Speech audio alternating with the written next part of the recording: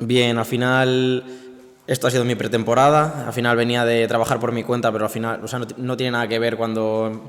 empiezas a trabajar en el campo, con los compañeros, otro tipo de tareas, y la verdad es que cada vez que paso un entrenamiento me voy encontrando mejor y creo que voy acercándome a un, en plan, si no mi máximo nivel, a un nivel muy bueno o muy cercano.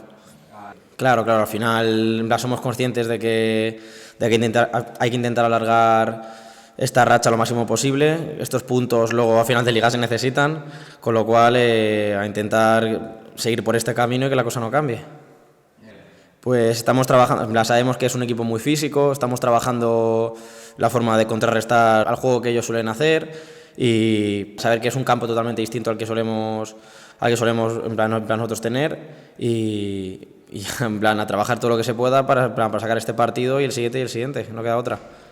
Sí, eso nos han dicho, que o sea, no hay apenas tiempo para pensar, tiene que ser todo muy rápido y estamos trabajando ejercicios de ese estilo durante toda la semana. Sabemos de sus virtudes y vamos a intentar contrarrestarlas y aprovechar las nuestras.